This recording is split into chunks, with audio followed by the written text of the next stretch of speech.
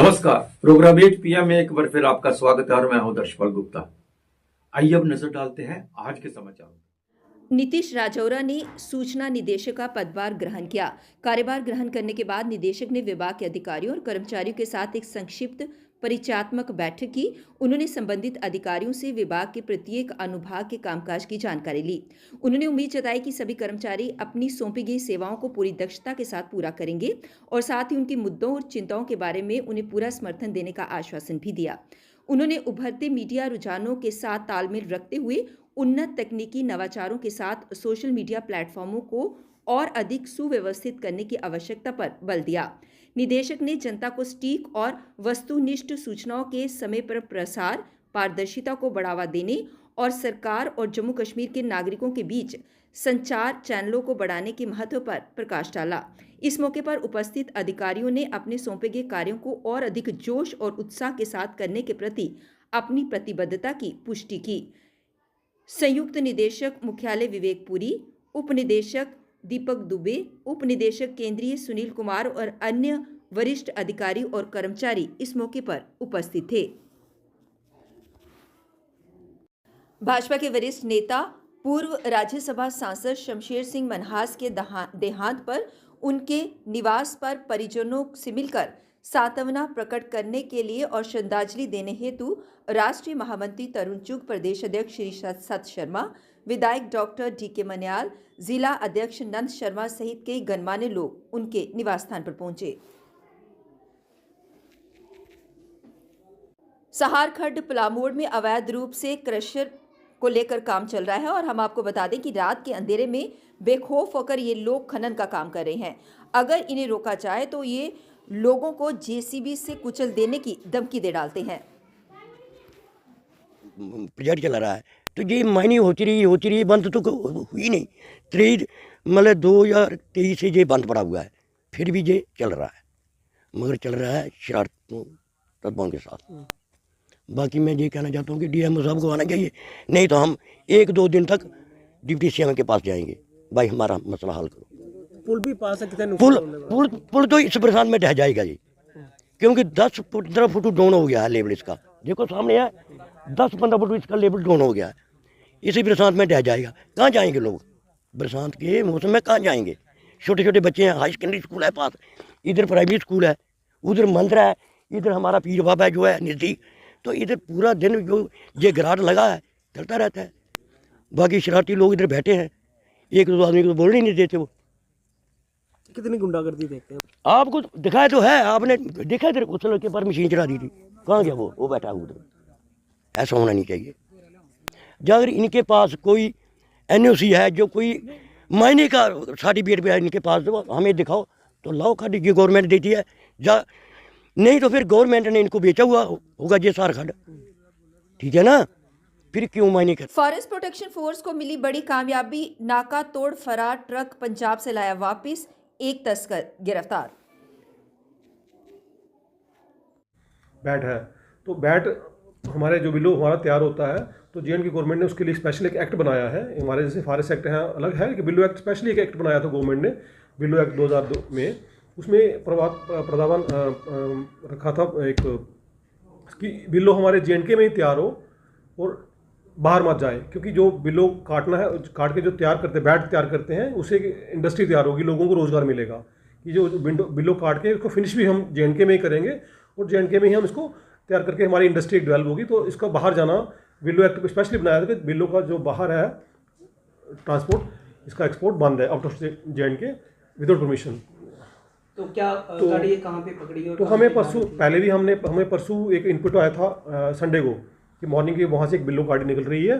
तो जैसे इनपुट आया तो हमने हमारे जो सुपीरियर अफसर हैं, हमारे वर्दी डायरेक्टर साहब हैं श्री संदीप कजूर, IFS अफसर हैं वो हमारे स्टेट के, और हमारे जॉइंट डायरेक्टर सर हैं रविंद्र घोरिया जी, उनसे हमें एक इनपुट आया कि अब यहाँ से एक गाड़ी निकलेगी। उनको रिलायबल सोर्सेज इन्फॉर्मेशन आई तो हमने संडे को यहाँ नाका लगाया था बसोली मोड़ के पास, लखनपुर के पास, कि गाड़ी उधर से भी आ सकती है, इधर से भी आ सकती है।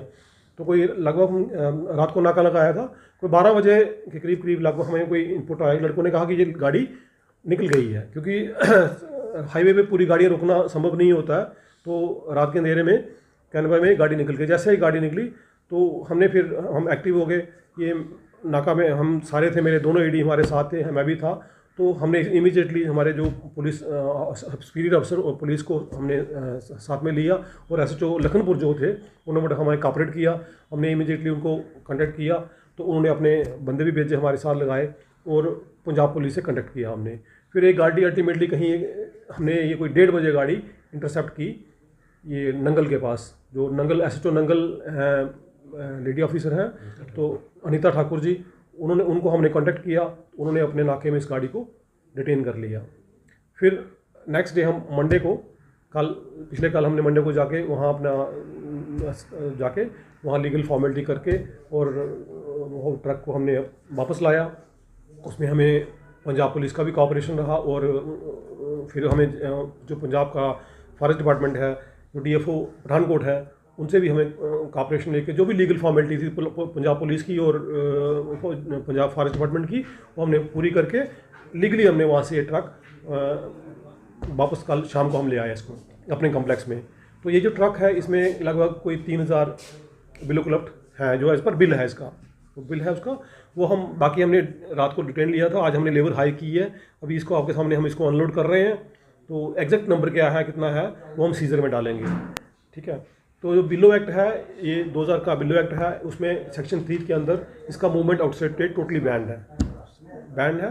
तो ये बाहर नहीं ले जा सकते, लेकिन ये बाहर लेते हैं क्योंकि इनको हायर प्राइस मिलता है, और J&K को लॉस होता है कि जो लोगों को अनएम्प्लॉयमेंट नहीं मिलता है, इसलिए हम इसको सीज़ कर लेते हैं। अंडर सेक्शन 3 या बिलो एक्ट हम इसको सीज़ करेंगे, और 4 में इसको आप इसकी कन्फिस्केशन प्रोसीडिंग वूटिंग करेंगे। इसमें पनिशमेंट है, इसको मिनिमम 3 साल की सज़ा है, और गाड़ी और माल दोनों इसके जब्त हो जाएंगे। 1 लाख का फाइन रख दिया है इसमें बिलो में, 1 लाख फाइन और 3 साल तक सजा है, ठीक है। तो हम इसको अभी डिटेन कर लिया है, पूरी इन्वेस्टिगेशन करके, और इसको हम सीज करके इसको फर्दर जो लीगल इसकी कार्रवाई करेंगे, और इसको हम लॉजिकल एंड तक ले जाएंगे। और ये हमने पहले भी नवंबर में एक गाड़ी पकड़ी थी बिलो की, वो भी हमारा सारा वो स्टफ कॉन्फिस्केट हो गया है, तो वो उसमें हमें जजमेंट भी आ गई है, वो हमारे फेवर में आई, सारा स्टफ कॉन्फिस्केट हो गया है। और इसके अलावा बाकी भी गाड़ियाँ जाती हैं हमारी। अभी लास्ट 3 महीने में कुछ 6 फायरवुड की व्हीकल हमने जॉइंटली फॉरेस्ट डिपार्टमेंट के साथ मिलकर हमने सीज़ की हैं। तो वो ज़्यादा थ्रेट रहता है कि पंजाब में टिम्बर वैल्यू बहुत ज़्यादा है, फायरवुड की बड़ी डिमांड रहती है, और ये हमारा पूरी जो कठुआ है पंजाब के साथ लिंक्ड है, तो आगे पीछे से निकल जाता है, कोई नगरी से, कोई बुमियाल से, कोई यहाँ से निकल रहा है। तो हमने जितना भी हमें इन्फॉर्मेशन मिलती है, हम सिंसियरिटी से उसको एक्ट करते हैं, और हमारा जो स्टाफ है वो इसमें पूरा सख्ती से पेश आता है। क्या कोई किसी को अरेस्ट भी किया गया है? हाँ, जो अभी हमने जब हम गाड़ी पंजाब पुलिस में हमें एक ड्राइवर को हैंड ओवर किया है, जो गाड़ी का ड्राइवर है उसको हमने अरेस्ट कर लिया है। तो उसको हम अभी मेडिकल करवाएंगे, और उसकी जामत तलाशी उशी ले लिया हमने, मेडिकल करा के उसका हम रिमांड लेंगे जज साहब से। इसके अलावा भी तस्करी काफ़ी बढ़ चुकी है, और भी हमारे जंगलात काटे जा रहे हैं, देखने में आया। तो बीजेपी नेशनल जनरल सेक्रेटरी तरुण चुग ने जम्मू कश्मीर बीजेपी प्रधान व अन्य नेताओं के साथ पंडित दीनदयाल उपाध्याय व डॉक्टर श्यामा प्रसाद मुखर्जी की प्रतिमा का अनावरण किया। क्योंकि आम आदमी पार्टी के पास केवल आडंबर पैदा करने के अलावा कोई नीति नहीं है। दिल्ली की जनता ने आपदा से मुक्ति ली है। मेरे को पूरा यकीन है कि पंजाब के मुख्यमंत्री कार्यालय को भी केजरीवाल और आपदा से मुक्ति मिलेगी। हालात ये है कि पंजाब के मुख्यमंत्री का कार्यालय सभी दिल्ली के लोगों से भरा है। जो वैभव कुमार केजरीवाल के साथ मिलकर मुख्यमंत्री आवास में अपनी पार्टी को अपनी पार्टी की सांसद महिला सांसद को पीटता है, स्वाति मालीवाल को, वो पंजाब के मुख्यमंत्री का कार्यालय चला रहा है। इससे समझ आता है कि कितनी बड़ी दास्ता, गुलामी, नौकरी पंजाब के नेताओं की केजरीवाल साहब करवा रहे हैं। ये पंजाब के स्वाभिमान पर भी चोट है। पंजाब के अंदर आम आदमी पार्टी की उल्टी गिनती शुरू हो चुकी है। निश्चित रूप से ये उल्टी गिनती अब रुकने वाली नहीं है। भगवंत मान साहब स्वाभिमान, पंजाब के स्वाभिमान की बात करो और इस गुलामी से, इस दास्ता से मुक्ति ले और अपने किए हुए चुनावी वादे पूरे करें। भारतीय जनता पार्टी जिन मुद्दों को लेकर हमने चुनाव लड़ा था, जम्मू कश्मीर का विकास, जम्मू कश्मीर की सुरक्षा, 370 और 35 की समाप्ति, जनता को ज्यादा अधिकार, भारतीय जनता पार्टी का एक एक कार्यकर्ता, चाहे वो विधायक है चाहे कार्यकर्ता, उसके लिए वचनबद्ध है। हम अपनी आइडियोलॉजी जो श्यामा प्रसाद मुखर्जी ने हमें दी है, उस आइडियोलॉजी के लिए हम वचनबद्ध हैं। पंजाब में आम आदमी पार्टी के हाथ से सत्ता की रेत लगातार खिसक रही है, लगातार। इंक्वायरी की मांग कर रही है। मेरे पास विषय की जानकारी नहीं है। किसी भी नेता के साथ ऐसा नहीं होना चाहिए। अगर कोई दोषी है तो उस पर कार्रवाई होनी चाहिए। जैसे कि प्रधानमंत्री, जब प्रधानमंत्री खुद लोकसभा के सदन के पटल पर स्टेटहुड देने की बात कर चुके हैं, तो उसकी मांग क्यों करनी? सर एनसी का कहना है, मतलब उमर सरकार का कहना है तो कि सही वक्त जो है वो कब आएगा? जल्द ही स्टेटहुड जो प्रधानमंत्री मोदी जी का वादा है, गृह मंत्री अमित शाह जी ने यहाँ आके खुद घोषणा की है, वो निश्चित रूप से मिलेगा। उस पर राजनीति करने के बजाय उमर साहब, आपने जो वादे किए थे जम्मू कश्मीर की जनता के साथ, वो वादे पूरे करिए। जम्मू कश्मीर की जनता इंतजार कर रही है कि आपने दिहाड़ीदार मजदूरों के साथ, लेबर के साथ विकास की बातें, एक भी वादा अभी तक पूरा नहीं हुआ। जनहित के वादों को जल्द पूरा करें। ट्रैफिक रूल्स और रोड सेफ्टी को लेकर अवेयरनेस रैली का आयोजन किया गया ताकि लोगों को यातायात नियमों के बारे में जागरूक किया जा सके। हमारे जो all Sikh minority employees association की तरफ से करवाया जा रहा है और ये रोड सेफ्टी जो है हम सबका कंसर्न है। हर सिटीजन जो जम्मू शहर में रह रहा है या पूरे हिंदुस्तान में जहाँ भी रह रहे हैं, रोड सेफ्टी हम सब की लाइफ में एक बहुत इम्पोर्टेंट अहम रखता है कि हम जब भी रोड पे निकलें और घर जब वापस जाएं तो हर कोई इंसान, हर सिटीजन, बच्चा, बूढ़ा, बुजुर्ग, वो सेफली और सिक्योरली घर पहुंचे। उसके लिए जो ट्रैफिक मैनेजमेंट है, जो रोड सेफ्टी के जो रूल्स हैं, वो हम सबको अडॉप्ट करने चाहिए। जैसे कि सभी हमारे जो ट्रैफिक पुलिस कर्मी हैं, जो हमारी JNK पुलिस जो है, लोगों की जान बचाने के लिए रोड के ऊपर अवेयरनेस प्रोग्राम चलाते हैं, उसी का हम इनका शुक्रिया अदा करते हैं, इनकी एसोसिएशन का। और सभी जो बच्चे यहाँ पे पार्टिसिपेट कर रहे हैं, NCC के गर्ल्स एंड बॉयज़ सभी जो है, कि रोड सेफ्टी जो है हम सबका कंसर्न है। जब भी निकले हेलमेट पहने। जो गाड़ी है उसमें अगर आप लेफ्ट टर्न करें तो लेफ्ट इंडिकेटर दें, अगर आप राइट टर्न करें तो राइट इंडिकेटर दें। रेड लाइट है तो उसका रेड लाइट पे रुकें, ग्रीन लाइट पे चलें।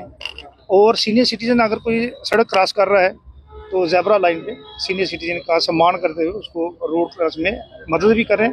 और जहाँ हॉस्पिटल्स हैं, स्कूल्स हैं, वहाँ हॉर्न ना बजाएं। सर जैसे देखिए, मैं वही कह रहा हूँ, जम्मू कश्मीर पुलिस अगर या ट्रैफिक पुलिस अगर आपको चालान काट रही है, आपके बच्चे का चालान काट रही है बिना हेलमेट के, तो आप ये मान के चलें कि कहीं ना कहीं पुलिस आपके बच्चे की जान बचाने की कोशिश कर रही है, ताकि अगली बार वो हेलमेट पहन के चले। और अगर कहीं छोटा मोटा मोटरसाइकिल स्लिप होता है तो कम से कम हेड इंजरी से बचाव हो जाता है, हेलमेट से बहुत बचाव होता है। सर उन पेरेंट्स को क्या कुछ कहना चाहेंगे जो बच्चे जो है 18 साल से नीचे की उम्र होती है, माइनर बच्चे होते हैं, लेकिन वो पेरेंट्स जो है फिर भी उनको 2 व्हीलर 4 व्हीलर चलाने के लिए दे देते हैं? देखिए, आपने देखा होगा नेशनल मीडिया में काफ़ी, यहाँ तो मुझे याद आ रहा है बॉम्बे जब महाराष्ट्र की घटना थी कि अगर आप माइनर को गाड़ी देते हैं तो पेरेंट्स के खिलाफ एक्शन होता है, उनको जेल भी हो सकती है और हैवी फाइन इसमें होता है। तो पेरेंट्स से अपील की जाती है कि छोटे बच्चों को गाड़ी ना दें, क्योंकि बच्चे छोटी एज में बहुत सारे ऐसे चुलबुले होते हैं जहाँ बड़ा एनर्जी लेवल बड़ा हाई होता है, तो उसमें किसी किस्म की वो अगर एक्सीडेंट होता है तो उसमें उनके पूरी उम्र के लिए बेकार हो सकते हैं। कहीं फ्रैक्चर हो सकता है, लेग फ्रैक्चर हो सकती है, या इतनी नॉलेज नहीं होती कि गाड़ियाँ आजकल बहुत ऑटोमेटिक गाड़ी है, उसमें बाहर की स्पीड कितनी है, आपकी अंदर जो है बड़ी कंफर्टेबल वो रहती है, तो पता नहीं चलता स्पीड लिमिट। कल 8 बजे फिर आपसे भेंट होगी, तब तक इजाजत दीजिए। नमस्कार।